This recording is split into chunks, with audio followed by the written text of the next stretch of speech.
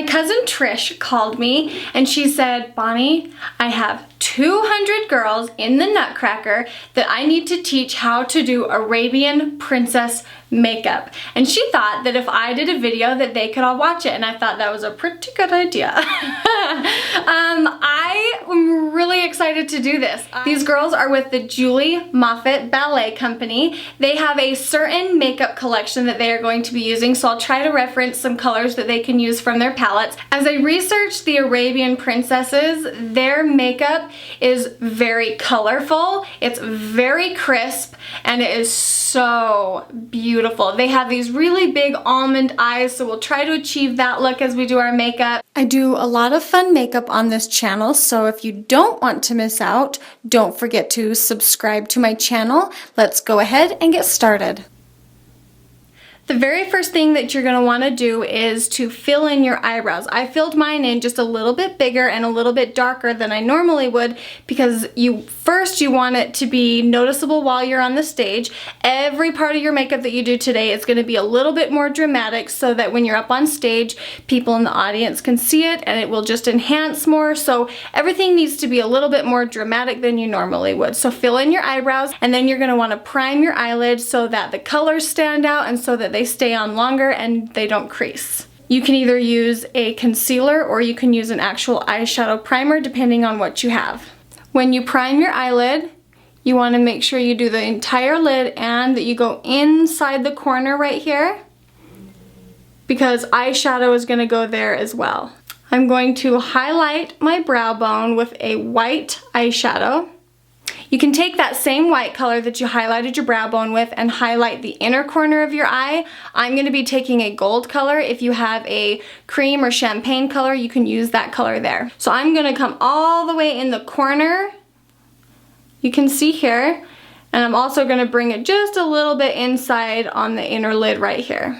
And it's okay if you get lower down in here. We're going to clean this up, but just take a fluffy brush or whatever you've got, your fingers, and just place that color right in here. We want to try and make our eyes look as big as possible, so we're going to take a black eyeshadow, and instead of tracing the crease of our eye, we're going to go above the crease of our eye. We're going to create our own crease that's much higher and bigger than what it normally would be.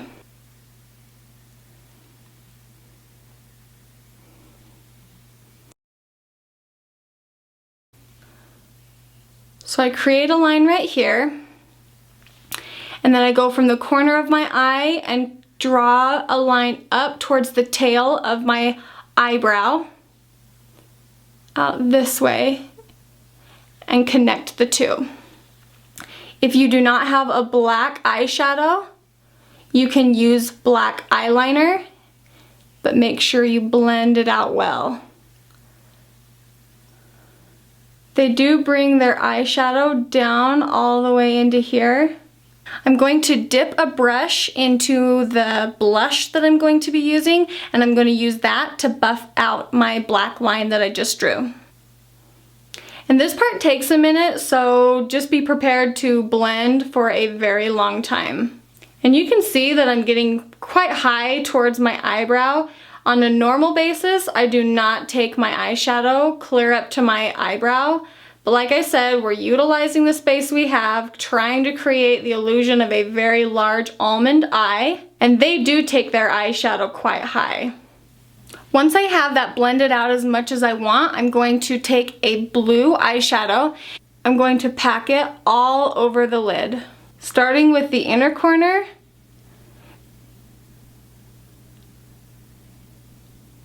all the way to the outer corner. The entire lid I'm going to cover.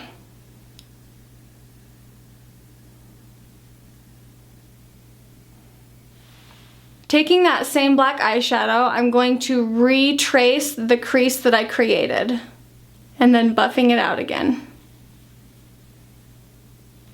Even though we're trying to make things dramatic, you want to do things little at a time. You don't want to just throw on a bunch of black eyeshadow, because instead of having a nice smoky eye, you're going to look like you just have a black eye. I'm going to take a Q-tip and I'm going to start at the bottom of my eye and make a line up to the tail of my eyebrow. Their eyeliner look is very iconic, and that's probably the biggest part of this look is the eyeliner. I'm going to start at the bottom of my lash line here and basically draw a line up to the tail of my eyebrow.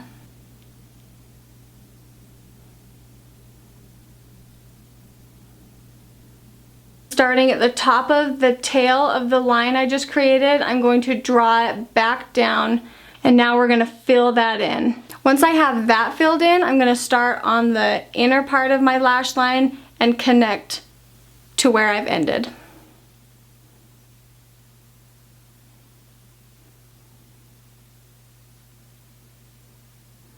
I'm going to tight line my upper lash line, which just means I'm going to get my upper waterline covered with eyeliner as well. As you can see on this eye, I've brought the eyeliner down to a point. I'm going to just extend my waterline down to a point and then filling it in on my bottom waterline like this.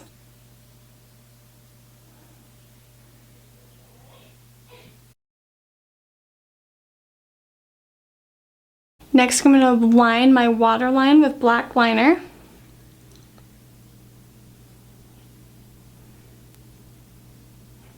I'm going to take black eyeshadow and buff this line so it's not just one straight line in my waterline, so it looks a little more smoked out. If you don't have black eyeshadow, you can just take a Q-tip and smudge that along. Taking the same blue eyeshadow that I used on my eyelid, I'm going to place just a little right here in the center of my bottom lash line and buff that in.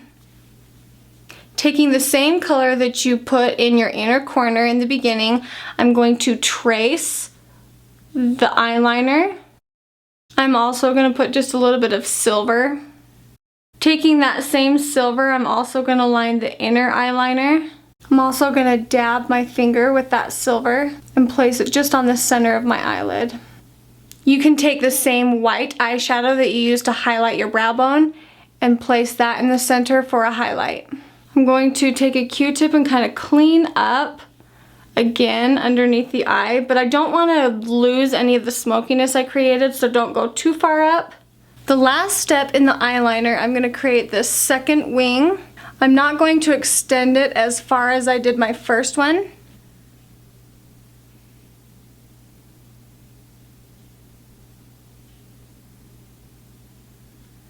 I'm going to apply my false lashes and I will be right back. If you want to watch my video on how to apply false lashes, I will put the link down below. I'm going to apply my foundation all over my face, and I'm going to make sure that it comes all the way down on my neck. When you're doing stage makeup, usually when you use stage makeup, it's not the exact color as your skin, and so you want to make sure that whatever costume you're wearing, that it covers everything that's showing so that it doesn't look like you just have a mask on with that foundation. You want to cover it evenly and heavily over your entire face and down your neck. I'm going to be using a shade that is darker than my skin, but I'm doing that intentionally because I'm really pale and I want my highlight and contour to show up, and so that's what I'm going to be putting all over my face. When I'm finished with my foundation, I'm going to apply concealer underneath my eyes just to make sure that they look really bright and not too dark from all the dark makeup that we put on. I'm going to bring it down the side of my nose and straight up underneath my eyebrow. And you just do the best you can with getting it right up against your eyeshadow. And if you need to touch up your eyeshadow when you're done, that's just fine too. I'm going to dab just a little bit of concealer right here on the center of my chin and right down the bridge of my nose. I'm going to take bronzer and warm up the edges of my face. After I applied bronzer down my neck, down the sides of my nose, I'm going to apply my blush. I had a lot of fun making this video for you girls, and because it was just for you, there is a thumbs up and a thumbs down button below. Go ahead and click that thumbs up. I hope this video was helpful to you girls, and good luck applying your makeup and break a leg on the stage. And it is 11:30. I hope you girls appreciate this video. I need to get myself in the Arabic mood. A dazzling place I never knew. But when I'm way up here on